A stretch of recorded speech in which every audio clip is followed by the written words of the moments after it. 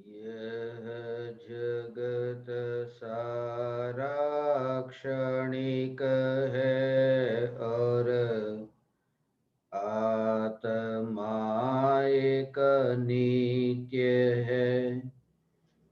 आत्मा का अनुभव बस एकमात्र नित्य है।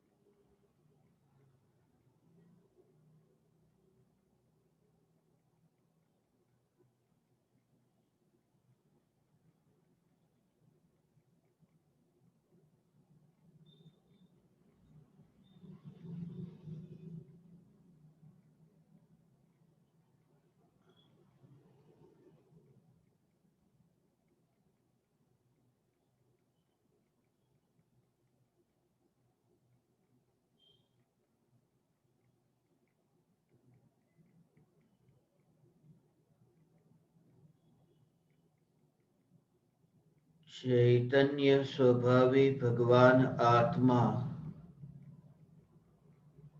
अनादि अनंत शुद्ध चैतन्य मात्र है,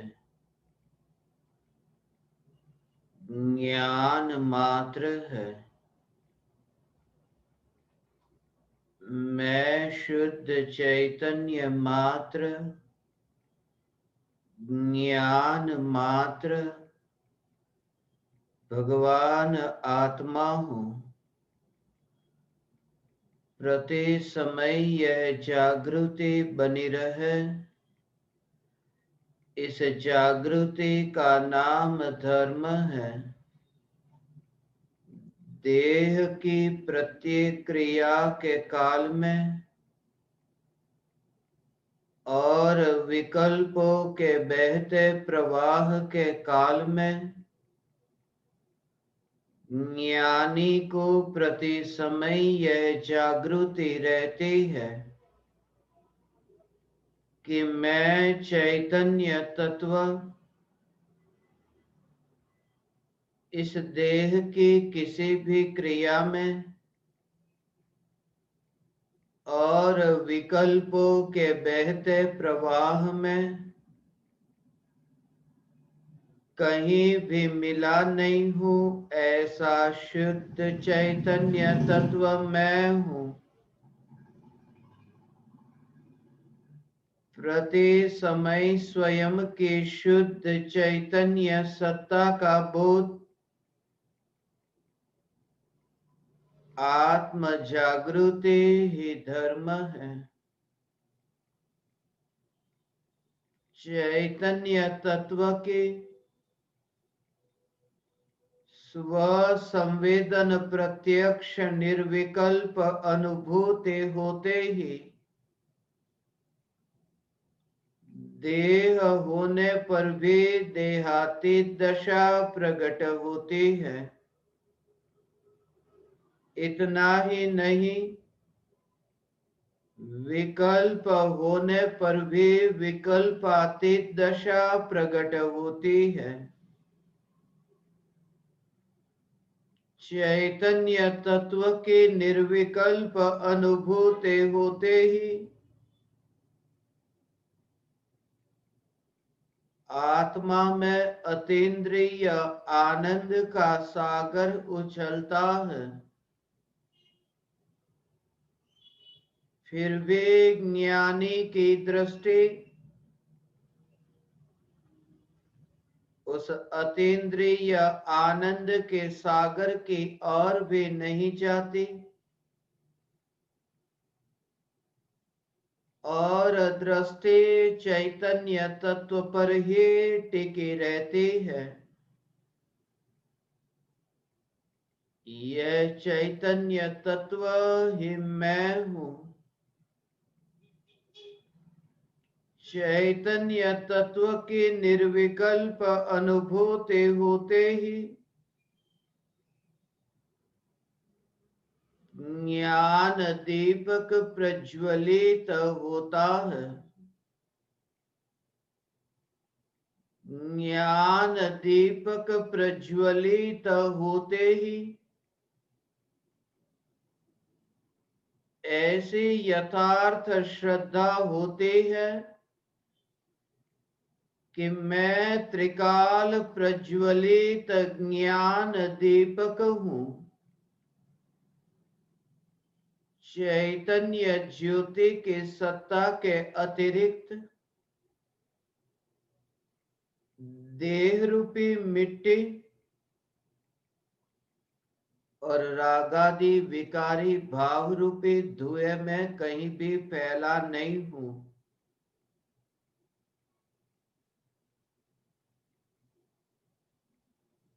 ज्ञान दीपक प्रज्वलित होते ही ज्ञानी स्वयं को राख की दीवार का पड़ोसी मानता है और मोक्ष मार्ग का मुसाफिर जानता है।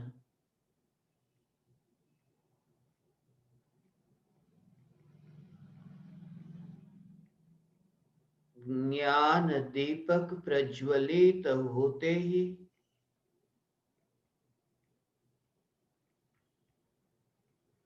कर्तृत्व बुद्धि से छुटकारा होते ही त्रिकाल न्यायक देव के आश्रय से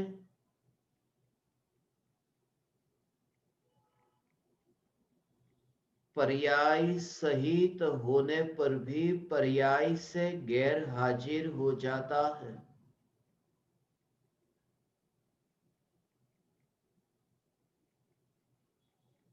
पर्याय स्वयं को पर्याय के रूप में न मानकर पर्याय स्वयं को न्यायक देव स्वरूप मानती है।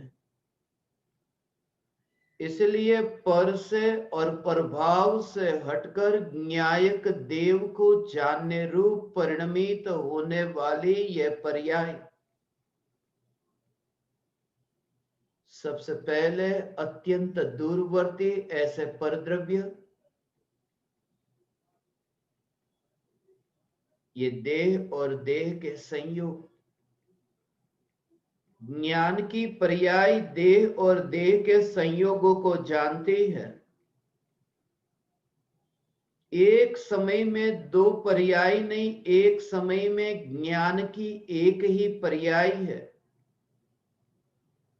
ज्ञान की एक समय की वर्तमान की मेरी इस पर्याय का शरीर को जानने रूप परिणमन हो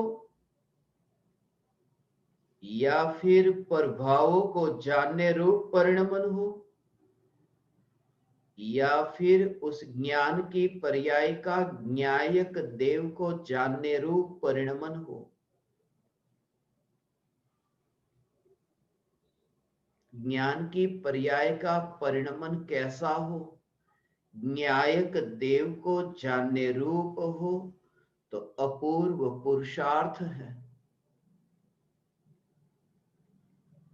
रो मटेरियल तैयार है, प्रोडक्ट कैसा बनाना है, इसी में आत्मा का पुरुषार्थ है। परद्रव्य को जानना या प्रभावों को जानना या फिर न्यायक देव को जानना, और जैसे जैसे ये तत्व विचार होगा कि परद्रव्य और प्रभाव, इनमें तो परिवर्तन संभव नहीं, इसमें त्रिकाली ध्रुव न्यायक देव का कुछ कर्तृत्व नहीं, जैसे जैसे ये विचार होता है, अनुभूति नहीं, श्रद्धा नहीं, सिर्फ विचार, जैसे ये विचार चलता है कि परद्रव्य और प्रभाव, इनमें मेरा कहीं पर भी फैलना नहीं, और परद्रव्य के संयोग वियोग और पर्याय के उत्पाद व्यय में ऐसी सुनिश्चितता है कि उनमें परिवर्तन हो नहीं सकता, तो उपयोग पर से हटकर सहज ही स्व में स्थित होता है। क्योंकि जो पर में ध्यान ले जाने का भी भाव आता था वो कर्तृत्व के कारण कि कुछ करूं, जहां करने का भाव है तो उपयोग वहां पर की ओर जाता है।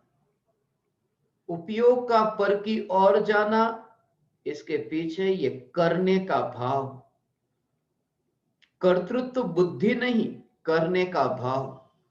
क्योंकि मुनिराजों को भी शास्त्र लिखने का भाव आता है, यह भी एक करने का भाव है, शास्त्र को लिखने का भाव है।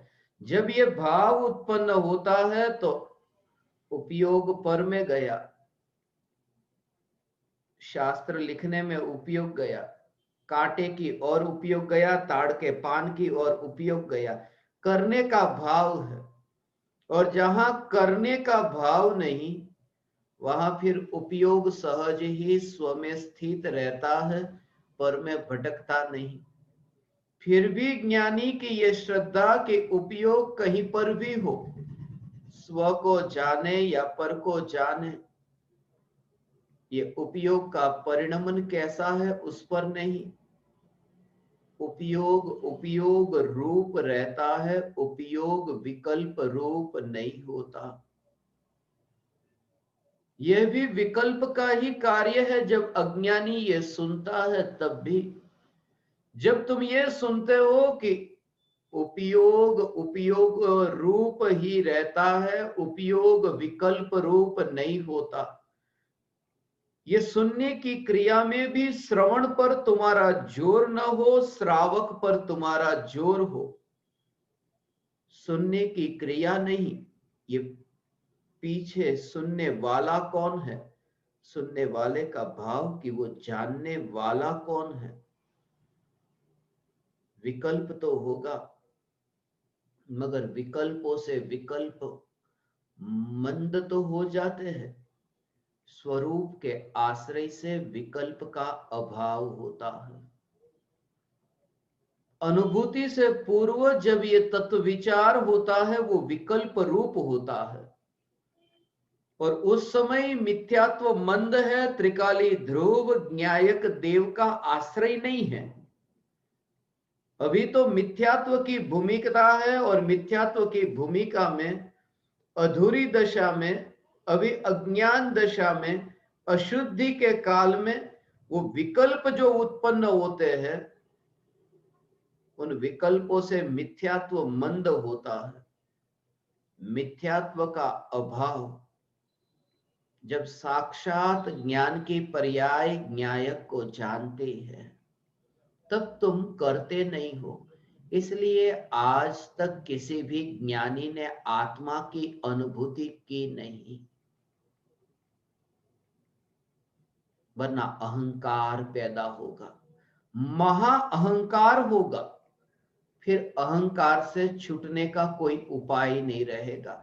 इसलिए क्योंकि जगत को जानकर के भी अहंकार करता था, और आत्मा को जानकर के भी अहंकार हो, तो फिर अहंकार से छुटकारा कैसे हो। इसलिए ज्ञानी ने जब आत्मा को जाना, वो जानने की क्रिया को इतनी सहज जानता है कि आत्मा को जानने के बाद में जगत को भी अब जाने तो भी उस क्रिया को भी सहज जानता है।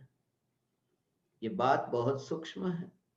अनुभूति होती है तब आत्मा को जाना, वो आत्मा को जानना वो सहज हुआ, और उसी समय ये श्रद्धा हुई कि विकल्प से जानना नहीं होता, क्योंकि अनुभूति के काल में आत्मा को जानने का विकल्प नहीं था।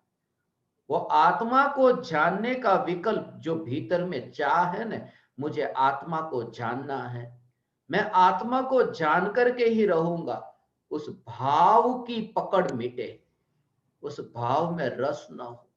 वह भी एक जीद है कि आत्मा को तो जान करके ही रहूंगा, और इस जीद से आत्मा जानने में नहीं आता। सहज अपनी नाव को छोड़ दो। सहज ये ज्ञान में से पकड़ छोड़ दो कि मैं इस ज्ञान को यहां ढलाऊं या वहां ढलाऊं। सहज तुम पाओगे कि ज्ञान तो ज्ञान में ही है। ये समझ भीतर से आएगी। ज्ञान में आया ऐसा नहीं, तुम्हें भीतर से ये समझ प्रकट हुई कि ज्ञान तो ज्ञान में ही है।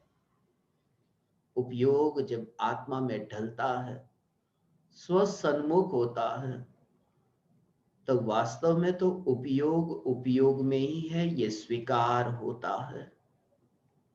विकार में उपयोग नहीं है, विकार में उपयोग का जाना हो सकता ही नहीं है।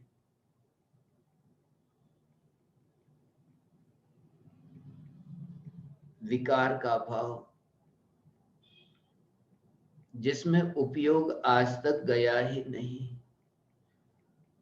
और फिर वो जो तैयारी होगी, फिर वो जो स्वीकार होगा, प्रत्येक पर्याय का सहज स्वीकार, प्रत्येक पर्याय का सहज स्वीकार, ज्ञान की प्रत्येक पर्याय का सहज स्वीकार, उस स्वरूप को समझ करके। वरना बोझ होता, केवल ज्ञान होता तो केवल ज्ञान के काल में फिर इतना बोझ आता कि अरे लोकालोक ज्ञान में जानने में आ रहा है। लोकालोक, त्रिलोक, अलोक, त्रिकाल, ये अनंत द्रव्य गुण पर्याय ये ज्ञान में जानने में आते हैं। केवली भगवान को क्या होगा? मगर कुछ भी नहीं। इतनी अलिप्तता उसका एक ही कारण कि लोकालोक ज्ञान में प्रतिबिंबित हो, मगर ज्ञान की जो ध्रुवता है, उस ज्ञान की ध्रुवता से ध्यान हटा कहां? ये ध्यान ध्रुवता के आश्रय से लोकालोक को जान करके जो ध्रुव को जानते हैं, ऐसा नहीं। ध्रुव में ही ऐसी मस्ती थी कि लोकालोक सहज ही ज्ञान में जानने में आता है, मगर तब भी रंच मात्र फर्क नहीं पड़ता। मैं ये कहता हूं, हे ज्ञान दीपक, ज्ञान की पर्याय में तुम ज्ञान की सत्ता को देखो। ये सत्ता को देखने का जो अभ्यास है, ये केवल ज्ञान की प्राप्ति का प्रयोग है। यही तो प्रयोग है। वरना मनुष्य भव से नरक के भव में नारकी हुआ, कितना कितना दुखी हो जाता कि अरे यहां तो साक्षात परमात्मा की दिव्य ध्वनि सुनने को मिलती है, और नरक में तो सदगुरु का भी योग नहीं होगा। श्रेणिक राजा को कैसा हुआ होगा जब वे नरक में गए? तब नरक में जाकर के श्रेणिक राजा को कितना कष्ट हुआ, कितना दुख हुआ। ये पहले से ही ये तैयारी है, ये सत्संग और कुछ भी नहीं। ज्ञान की पर्याय में ज्ञान की सत्ता को जानने की कला है। पर्याय का सहज स्वीकार हो। पर्याय उत्पन्न होगी, वह उत्पन्न हुए बिना नहीं रहेगी। पर्याय क्रमबद्ध है, उत्पन्न हुए बिना नहीं रहती। ये पर्याय की ऐसी स्वतंत्रता है। जब सम्यक दर्शन की पर्याय प्रकट हुई, 4 बजे सम्यक दर्शन हुआ, उस समय शुद्धोपयोग है। ये शुद्धोपयोग किसके कारण प्रकट हुआ? परमात्मा की वाणी से ये शुद्धोपयोग हुआ कि परमात्मा की वाणी ये तो पुद्गल, ये बाहर में। परमात्मा से हुआ कि परमात्मा भी चैतन्य परमात्मा निज परमात्मा की सत्ता के बाहर।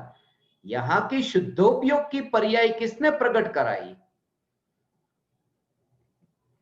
तीर्थंकर परमात्मा की दिव्य ध्वनि या तीर्थंकर परमात्मा स्वयं? ये शुद्धोपयोग के कारण नहीं, मगर 4 बजे दर्शन मोहनीय कर्म के उदय का अभाव हुआ ना। दर्शन मोहनी कर्म के उदय का अभाव हुआ, दर्शन मोहनी कर्म का वहां पर उपशम हुआ कि उसी समय वहां पर शुद्धोपयोग हुआ है। तो दर्शन मोहनी कर्म का जो उपशम हुआ, यह तो शुद्धोपयोग का कारण है।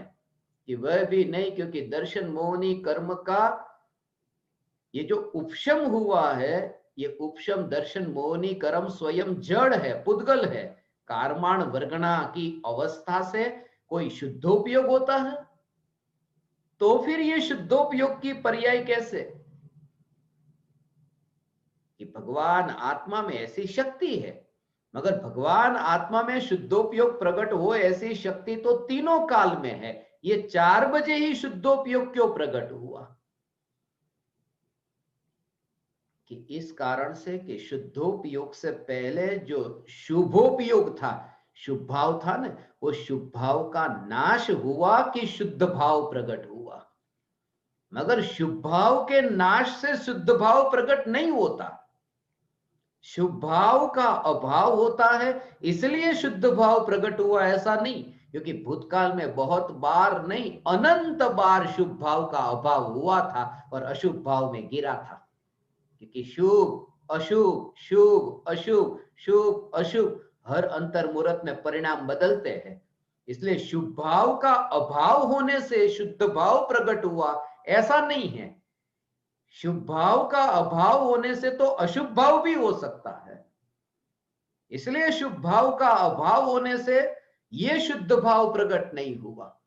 तो फिर ये शुद्ध भाव की, शुद्ध भाव की जो पर्याय प्रकट हुई है, वो उसकी उस समय की ऐसी ही तत्समय की योग्यता थी, वो सुनिश्चित थी कि 4 बजे ये शुद्धोपयोग की पर्याय होगी। ये पर्याय की स्वतंत्रता, भूतकाल की पर्याय और भविष्य की पर्याय भी वर्तमान की उत्पन्न होने वाली पर्याय में कोई संबंध नहीं, ऐसी ये वर्तमान की शुद्धोपयोग की पर्याय, ये पर्याय की ऐसी स्वतंत्रता। कैसा है ये पर्याय का स्वरूप? ये जो पर्याय का स्वरूप जिसकी महिमा अब उसकी महिमा न आए, इसके लिए ये स्वतंत्र शुद्ध उपयोग की पर्याय कि कैसा ये शुद्धोपयोग अपनी उस समय की पर्याय की योग्यता से ही शुद्धोपयोग प्रकट होता है। ये अपनी योग्यता से शुद्धोपयोग प्रकट होता है, मगर शुद्धोपयोग के लक्ष्य से शुद्धोपयोग प्रकट नहीं होता। इसलिए शुद्धोपयोग की महिमा नहीं, महिमा त्रिकाली न्यायक देव की, कि जिसके आश्रय से ये शुद्धोपयोग प्रकट हुआ। अंततः पहुंचना वहीं पर ही है, द्रव्य पर, क्रमबद्ध पर्याय पर भी नहीं। ये एक एक समय की पर्याय की स्वतंत्रता को जानकर भी पर्याय की स्वतंत्रता पर जोर न दे करके न्यायक की सत्ता पर जोर हो, ऐसा ये पर्याय का स्वतंत्र परिणमन, न्यायक की सत्ता पर जोर। प्रत्येक पर्याय क्रमबद्ध है, पर्याय क्रमबद्ध है और पर्याय से न्यारा न्यायक देव। संसार की जितनी भी अवस्था, संयोग, वियोग, ये सब क्रमबद्ध में सुनिश्चित है, मगर पुरुषार्थ तो करना होगा ना। पुरुषार्थ के बिना प्राप्ति कैसे होगी? पुरुषार्थ तो करना होगा ना। पुरुषार्थ भी करना नहीं होता, क्योंकि जैसे सारे जगत की सब घटनाएं क्रमबद्ध में निश्चित है, ऐसे ही घटना का जो स्वीकार और उन घटनाओं से न्यारे न्यायक का जो स्वीकार, वो स्वीकार करने वाली जो पुरुषार्थ की पर्याय है, वो भी तो क्रमबद्ध में निश्चित है। क्योंकि सब पर्याय क्रमबद्ध में निश्चित है, तो पुरुषार्थ भी तो एक समय की पर्याय है, वह भी तो क्रमबद्ध में निश्चित है। फिर उसको भी जबरदस्ती थोड़ी लाना है, पुरुषार्थ भी जबरदस्ती नहीं करना है।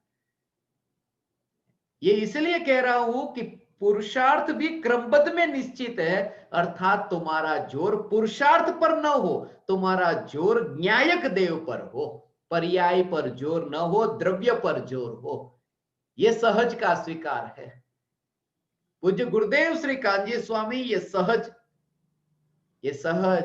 ऐसे सहज निर्विकल्प होने की कला कहते थे। ये जो भी अवस्था है, ये सब उनको पाप के जो भाव आते हैं, वो पाप के भाव में उनके जो विकल्प है, हिंसा आदि 5 पाप के विकल्प है, उन विकल्पों में तो अटके तो सम्यक दर्शन नहीं होता। वहां विकल्पों में अटका तो सम्यक दर्शन नहीं होता। मगर दया, दान, व्रत, तप, भक्ति के जो विकल्प है, उन विकल्पों को भी गुरुदेव कहते थे ये व्यवहार है, ये व्यवहार के भेद है। और दया, दान, व्रत, तप, भक्ति नहीं, ये त्रिकाली ध्रुव न्यायक देव हो, अनुभूति से पूर्व, ये व्यवहार के भेद है। यहां पर भी वो स्व संवेदन प्रत्यक्ष अनुभव नहीं। ऐसा लक्ष्य और लक्षण, गुणी और गुण, इन दोनों के ये भेद का जो विकल्प है, उन विकल्पों को गुरुदेव व्यवहार कहते थे। ये त्रिकाली ध्रुव भगवान आत्मा ये लक्ष्य है। और भगवान आत्मा का लक्षण क्या है कि चैतन्य लक्षण है। तो चैतन्य लक्षण वाला भगवान आत्मा, ऐसा जानना ने, चैतन्य लक्षण वाला भगवान आत्मा ऐसा जानना, इसका नाम व्यवहार है। उससे भी आत्मा की प्राप्ति नहीं होती। ये इतनी सूक्ष्म बात है कि चैतन्य स्वभावी भगवान आत्मा, ये जो कहा न, ये निश्चय नहीं है, ये व्यवहार है। चैतन्य स्वभावी भगवान आत्मा, क्योंकि चैतन्य स्वभाव को पहले रखा, भगवान आत्मा को बाद में। चैतन्य स्वभाव से भगवान आत्मा को इतना तो अलग किया न। ये समझने के लिए, समझाने के लिए भी गुण और गुणी में भेद तो उत्पन्न किया न, समझाने के लिए। ये व्यवहार हो गया, क्योंकि द्रव्य का जो स्वरूप है उसमें तो गुण गुणी के भेद है ही नहीं, वस्तु के स्वरूप में तो। इसलिए जब तक ये गुण गुणी के भेद में भी अटका है, तब तक सम्यक दर्शन की प्राप्ति नहीं। ये अभ्यास, अभी से ये अभ्यास करना, यही अभ्यास, पर्याय का स्वीकार, पर्याय का स्वीकार, प्रत्येक समय की पर्याय का स्वीकार करो। शुद्ध भाव प्रकट होगा तो उस पर्याय का स्वीकार, उस पर्याय का स्वीकार करने से पर्याय का स्वीकार नहीं होता। ज्ञानी की कैसी दशा होगी कि केवल ज्ञान प्रकट हुआ है, लोकालोक जानने में आ रहा है, फिर भी अलिप्तता है। जैसे शरीर के अनंत परमाणु है ना, अनंत परमाणुओं का पिंड ये देह है। इस देह में अनंत परमाणु है, तो अनंत परमाणुओं का पिंड जो ये देह, और इस देह में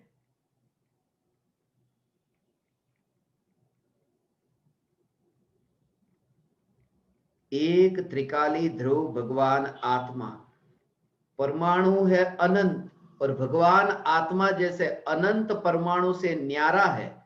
एक एक परमाणु, कौन सा परमाणु में, कौन सा परमाणु में, कि एक भी परमाणु में नहीं।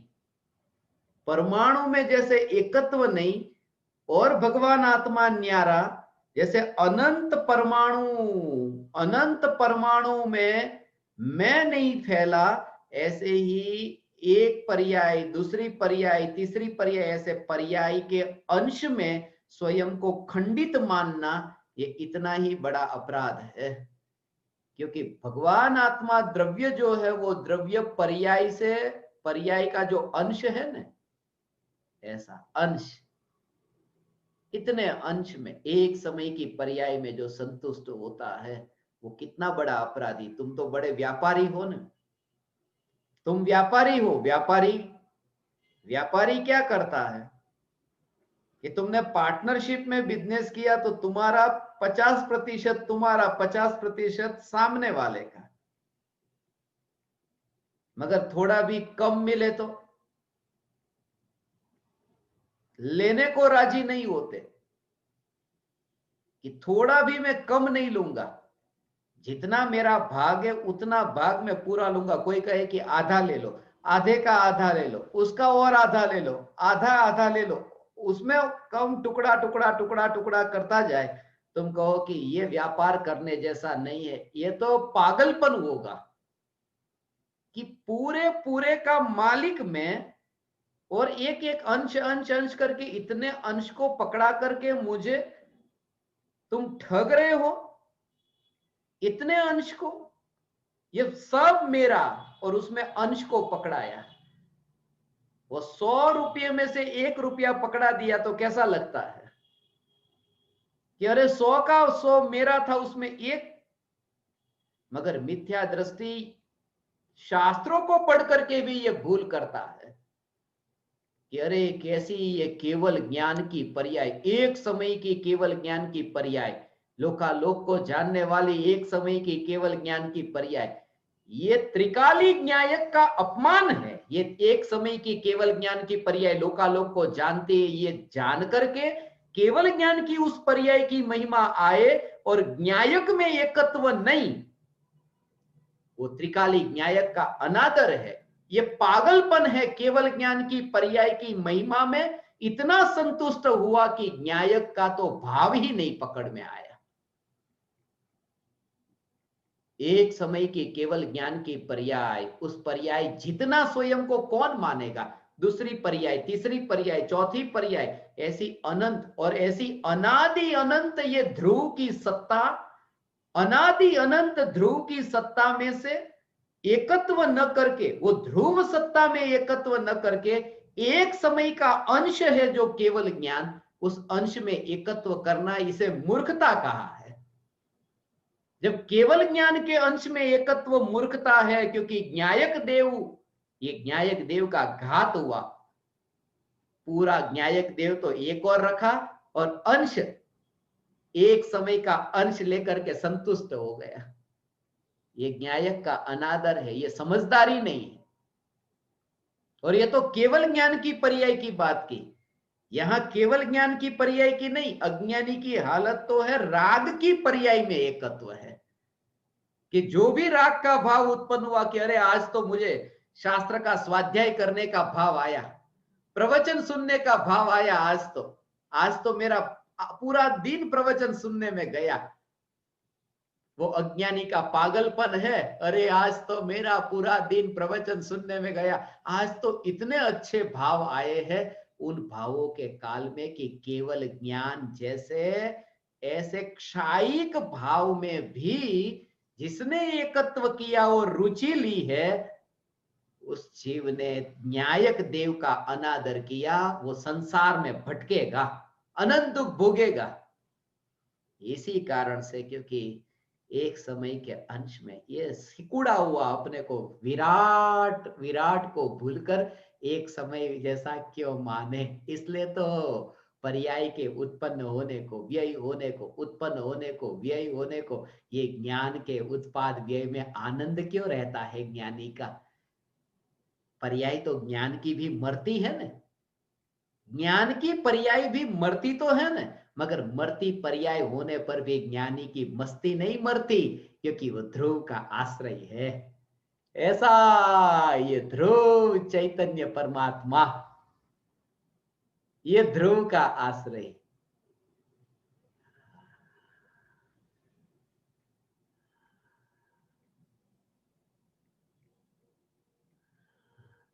ये क्रमबद्ध पर्याय, क्रमबद्ध पर्याय, पर्याय क्रमबद्ध है। एक समय की पर्याय का अस्वीकार किया तो केवली भगवान का अनादर होगा, अनंत केवली का अनादर होगा।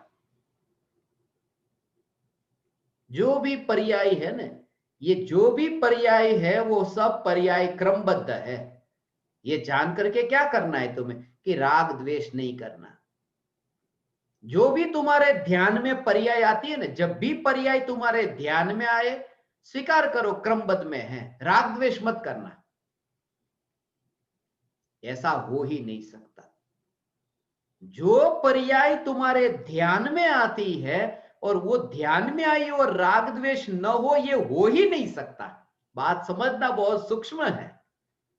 जो पर्याय तुम्हारे ध्यान में आती है उसमें राग द्वेष न हो, ये हो ही नहीं सकता, क्योंकि राग द्वेष है इसलिए वो ध्यान में आई, वरना ध्यान में वो नहीं आती, वरना तो त्रिकाली न्यायक ध्यान में आता।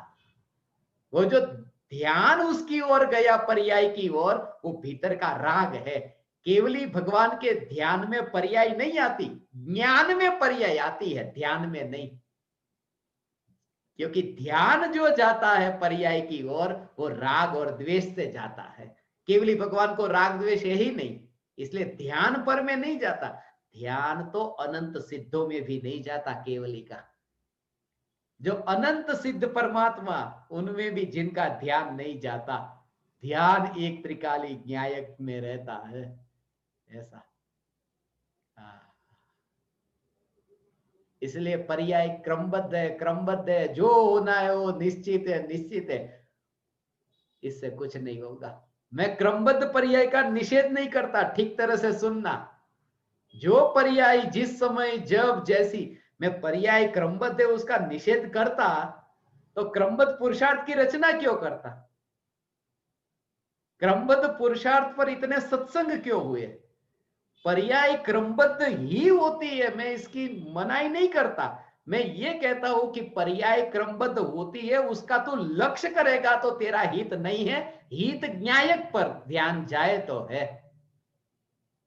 पर्याय है, पर्याय का स्वीकार करना, पर्याय तो क्षणिक है, क्षणिक का स्वीकार करना, मगर क्षणिक क्षणिक क्षणिक क्षणिक पूरा जीवन उसमें न जाए।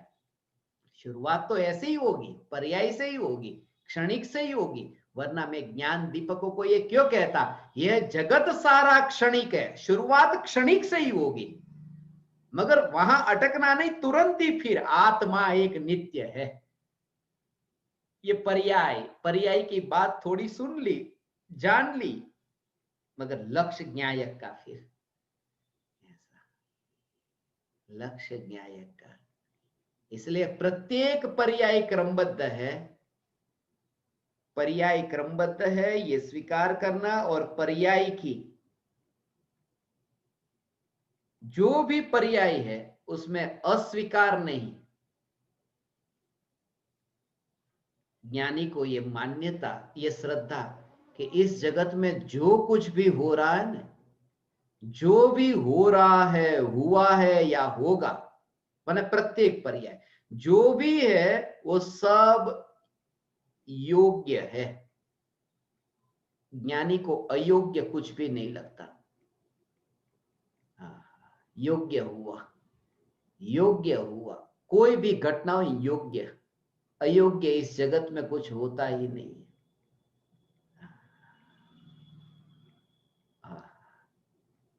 योग्य, योग्य हो रहा है। कांच का गिलास जो है, वो गिलास नीचे गिरा और फूट गया, तो जो गिलास नीचे गिर करके फूटा, उस गिलास को फूटने की योग्यता थी कि फूटा, मगर जिसने उसको बचाने का प्रयास किया, उसके विकल्प जो है, वो विकल्प तो व्यर्थ गए ना, वो विकल्प तो अयोग्य है। जब गिलास को फूटना है तब विकल्प की क्या जरूरत? विकल्प कहां काम में आया? विकल्प अयोग्य है, विकल्प अयोग्य नहीं है। जैसे गिलास का फूटना ये फूटने की पर्याय योग्य है, ऐसे ही विकल्प आया जो गिलास को बचाने का, वह भी योग्य है। इस जगत में प्रत्येक पर्याय योग्य है ना, तो विकल्प भी एक पर्याय है, योग्य है, योग्य है। किसी आतंकवादी को, किसी हजारों लोगों को एक साथ में मार डालने का भाव आता है ना, वो मार डालने का भाव भी योग्य है। थोड़ा झटका लगेगा तुम्हें ये सुन करके, मगर ये योग्य है। योग्य माने, योग्य का अर्थ तुमने अच्छा समझा इसलिए झटका लग सकता है। योग्य हुआ माने अच्छा हुआ। आज तक हमारी मान्यता ये रही कि योग्य माने अच्छा। योग्य का अर्थ अच्छा नहीं है, योग्य का अर्थ है उसकी पर्याय की उस समय की योग्यता ऐसी थी, योग्यता अनुसार होता है, वह योग्य है। इसलिए प्रत्येक पर्याय की योग्यता ऐसी है, और इस योग्यता के बल पर ज्ञानी को कि उसमें ऐसा नहीं लगता कि अरे इसमें कुछ परिवर्तन होता, कुछ पलटना होता। प्रत्येक समय ये जागृति स्वीकार। जो घटना जब होनी होगी तब तभी होगी, तुम चिंता मत करो। आज तक तुम्हें ये समझाया ना, क्रमबद्ध पर्याय में जब जो आना होगा वो उसी समय आएगा, उससे पहले नहीं आएगा। तुम चिंता क्यों करते हो? आज तुम्हें धन चाहिए मगर धन आ नहीं रहा। आज रविवार का दिन है, कल सोमवार का दिन है, कल बैंक खुलेगी कि धन आएगा?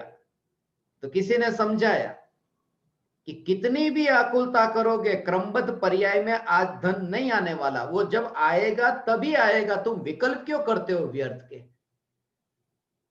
तो वो थोड़ी देर शांत होकर के बैठा। ठीक है, वो वैराग्य नहीं है, वो वितरागता नहीं है, वो जागृति नहीं है, वो धर्म नहीं है कि ठीक है अब कल आएगा, तो जब आना है तभी आएगा। नहीं, ये सुनकर के वो जो चुप बैठा है उसको धर्म मत समझना। वो एक भविष्य की आशा लगाकर, वो पर्याय से छूटना नहीं हुआ, पर्याय से उसका छुटकारा नहीं हुआ, वो भविष्य की पर्याय की आशा में बंधना हुआ है कि कभी ना कभी क्रमबद्ध में होगी, तब तो होगी ना, 4 दिन के बाद, 8 दिन के बाद, मगर क्रमबद्ध में होगी। होगी ना वो घटना, तो माने वो घटना के बल पर वो चुप बैठा है। और नहीं होगी तो नहीं होगी, होगी तो होगी, मगर जोर वहां पर्याय का है, और पर्याय के जोर से कभी पर्याय का स्वीकार नहीं होता। दूर देख करके ऐसा है ये, दूर देख करके पर्याय पर्याय की बात। इन 3 दिन के शिविर के दौरान मैंने जो पूरा जोर दिया है सहज स्वीकार में, पर्याय का सहज स्वीकार पहले तो नहीं, द्रव्य का स्वीकार,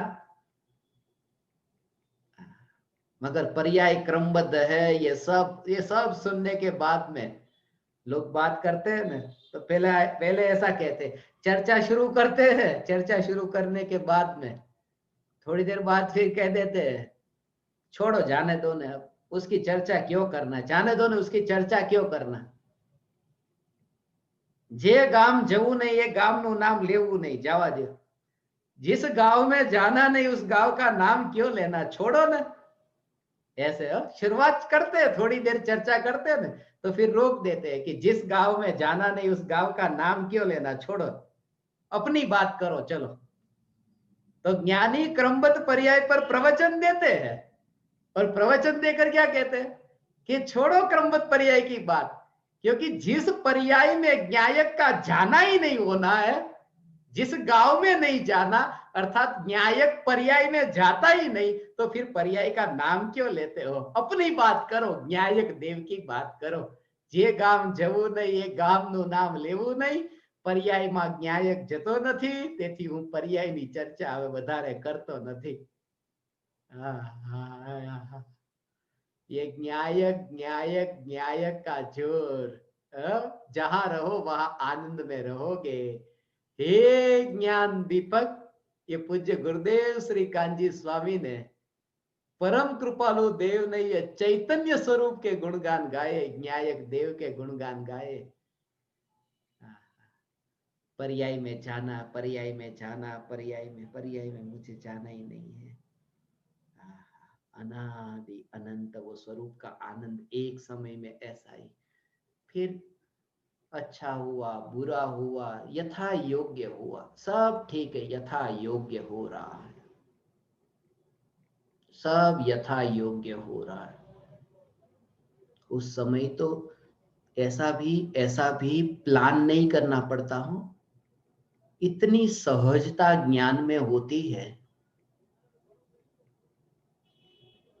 उस सहजता का नाम वितरागता है।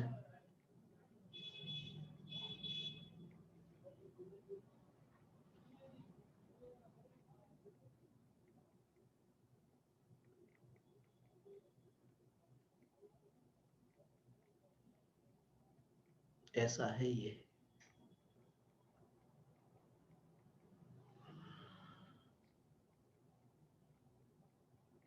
अब कहाँ जाना है?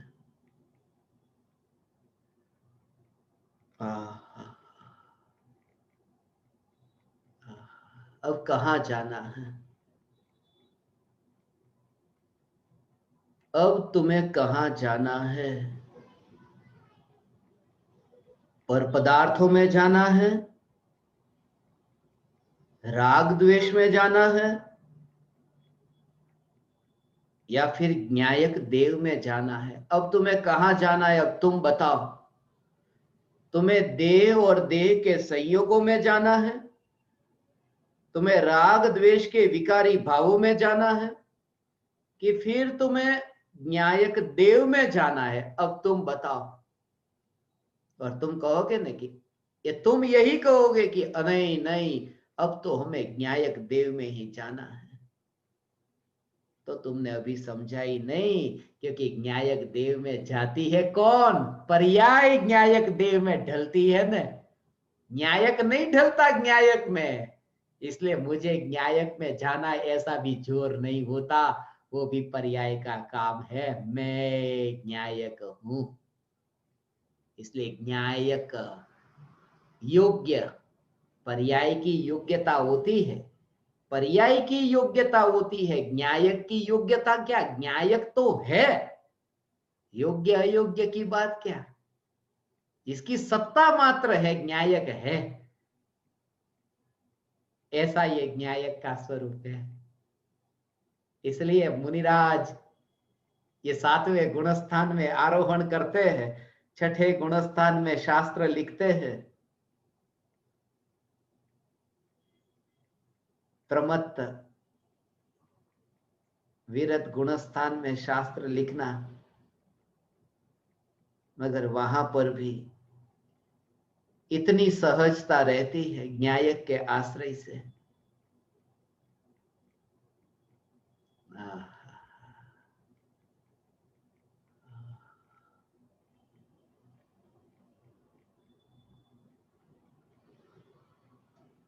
इसका नाम सहजता है।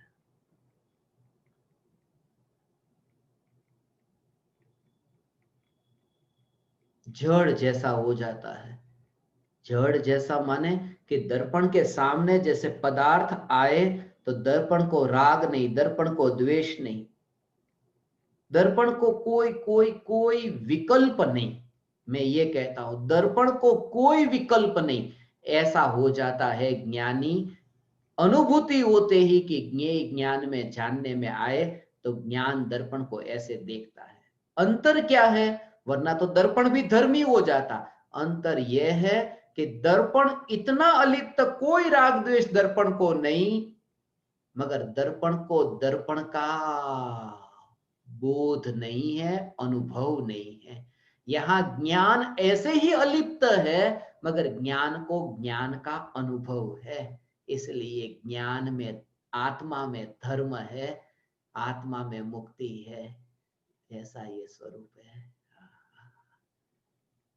मुनि धर्म अंगीकार किया मिथ्या दृष्टि होकर के, मगर वहां पर जो कमी रह गई थी ना, वो यही कमी रह गई।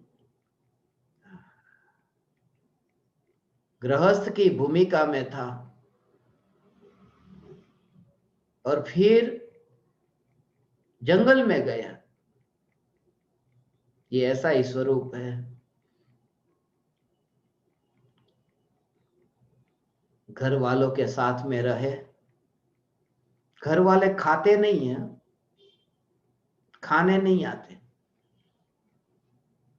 मगर घर वाले खाते नहीं है, घर वाले रोते हैं। कुछ भी हुआ ना तो रोते हैं। घर में रहता हूं तो खाने वाले कोई नहीं मिलते, रोने वाले बहुत मिलते हैं।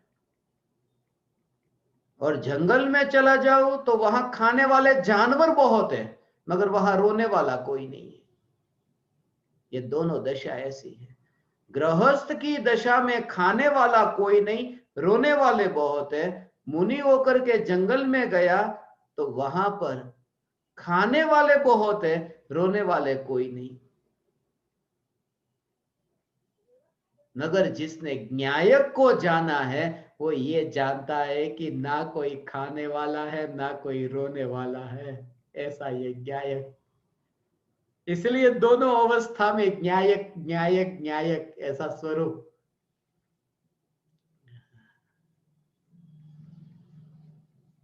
हे ज्ञान दीपक, सहज का स्वीकार। यदि ये प्रयोग होता रहा, और प्रयोग एक ही, जितना अधिक से अधिक ये सत्संग हो, दुनिया में संयोग वियोग होंगे, सब होगा, या इसी में तो पूरी जिंदगी निकलती है, ऐसा ही हो। पूरी जिंदगी इसमें निकलती है। किसी का जन्म हुआ, किसी का मरण हुआ, किसी की शादी हुई, किसी के बच्चे हुए, कोई न कोई घटना। पहले के जमाने में देखा ने ऐसा 100 पुत्र होते थे ने, अब इतने इतने के बच्चे, बाल बच्चे, उनकी पत्नी, उनके रिश्तेदार, कितने दूर दूर दूर दूर, जन्म होना, मरण होना, ये सब घटनाएं। उन चक्करों में पड़े तो धर्म कब हो। ऐसे ही तो धर्म से वंचित रहा। व्यवहार व्यवहार व्यवहार, कोई बीमार पड़ा, उनकी खबर अंतर पूछ लो। किसी का जन्म हुआ, उनके वहां मिलो। किसी की मृत्यु हुई, उनके वहां मिलो। किसी ने नया मकान बनाया, उनके घर पे चले जाओ। कितने कितने कितने ऐसे ही विकल्प। कभी ये विचार नहीं आया कि मेरा एक परम कर्तव्य है ये न्यायक के प्रति। ये विचार नहीं आया कि न्यायक न्यायक यहां उपस्थित रहा या नहीं, इसका विचार नहीं आया। ऐसा ऐसा विचार नहीं आया, ऐसा विचार नहीं आया। इसलिए कहता हूं, यदि अंदर से दृढ़ ऐसा पुरुषार्थ होगा,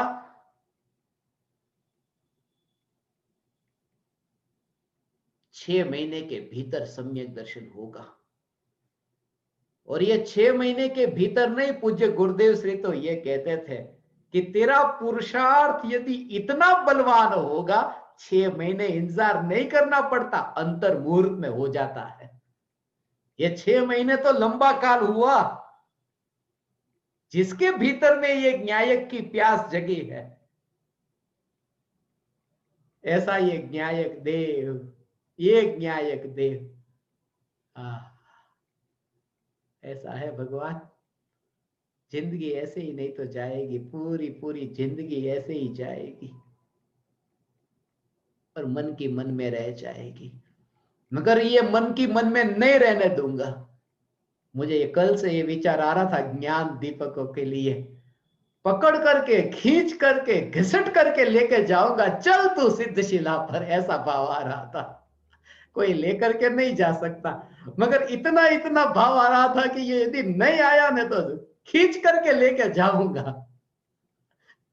जैसे बच्चा मानता नहीं है ना, हाथ पकड़ करके पीट पिटाई करके चल तू, ऐसा विचार आ रहा था।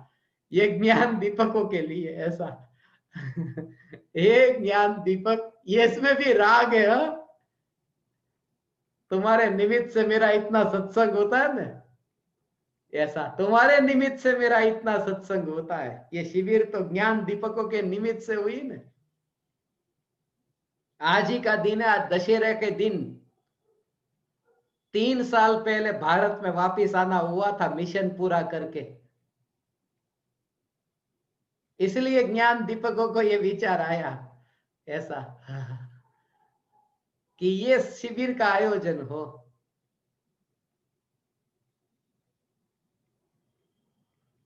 जब ये सब ज्ञान दीपक उम्र से तो मेरे से इतने बड़े हैं, मगर उनके लिए भी मुझे ये विचार आता है। कैसा विचार आया देखो, पकड़ करके लेके जाओ, खींच करके लेके जाओ, उनको घिसट करके लेके जाओ। न आए तो मार मार करके चल तू चल, इस मोक्ष के मार्ग में चल तू, ऐसा भाव आया। कितना ऊंचा भाव आया। ऊंचा भाव नहीं, ये मेरा पतन हुआ, ये मेरा पतन हुआ।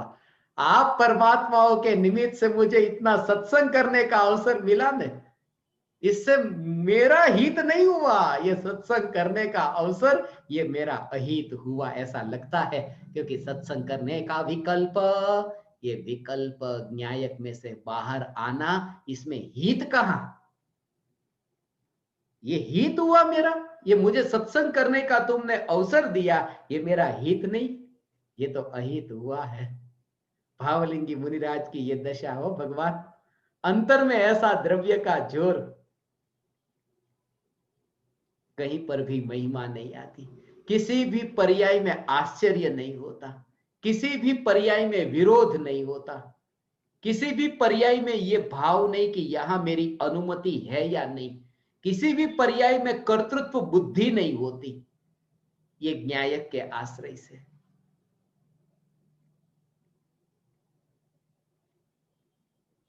परम कृपालु देव ने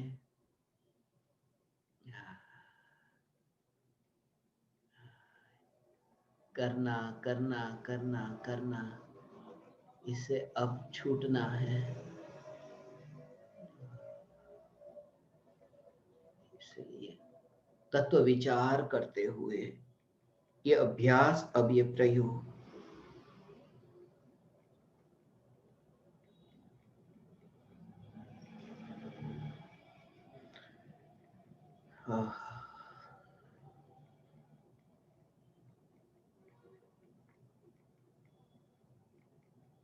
मुझे तो जो विकल्प आए वो मैंने कह दिए, जो भाव आए वो भाव मैंने व्यक्त कर दिए।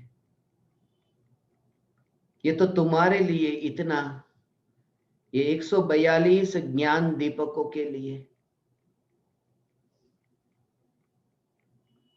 मैंने एक एक ज्ञान दीपक के लिए अब अलग से जो साधना तैयार की है, ये जो कह रहा हूं ना कि घिसट घिसट करके ले जाऊंगा, सबके लिए इलाज अलग अलग है। किसी के लिए पिटाई होगी, किसी के लिए फुसलाना होगा, किसी के लिए अलग अलग, सबके लिए अलग अलग है।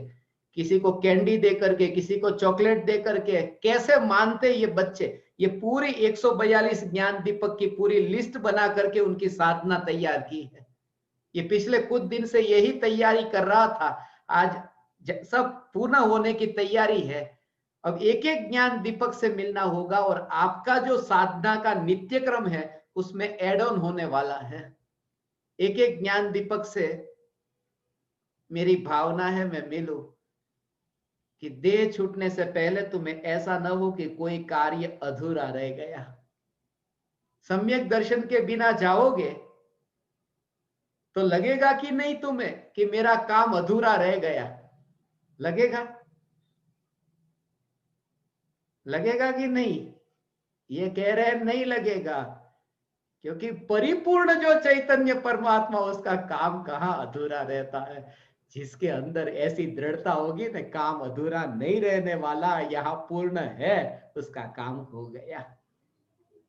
आ, आ, आ। मगर मृत्यु ज्ञान में जानते हुए, और लक्ष्य त्रिकाली न्यायक देव का।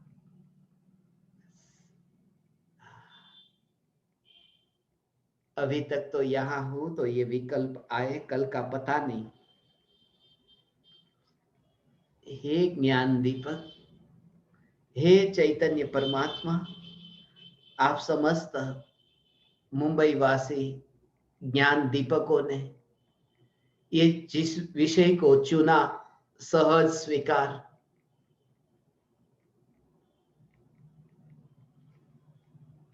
आज ही के दिन मुझे ज्ञान दीपक, जिन्होंने इस शिविर का आयोजन किया है, जिनके अंतर में ये भाव जगा,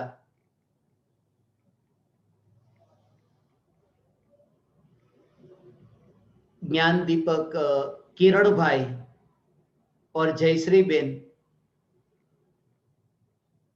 उनका बेटा ऋषभ, जो नव रत्न में नौवा रत्न है, इनको जब ये शिविर रखने का भाव जगा, क्योंकि मिशन पूरा करके एयरपोर्ट से सीधा मैं सबसे पहले किसी के घर पर गया तो उनके घर पर गया था। और जब ये शिविर रखी, जब मैंने बताया, हर्षाबेन और कीर्ति भाई भीमानी, उन्होंने कहा ये शिविर आप ऑनलाइन नहीं रखेंगे, हमारे घर पर आकर के रखेंगे। एयरपोर्ट पर आकर के सीधे ही हमारे घर पर आएंगे, कितना भी कोरोना हो, कितनी भी बीमारी हो, कुछ भी हो जाए,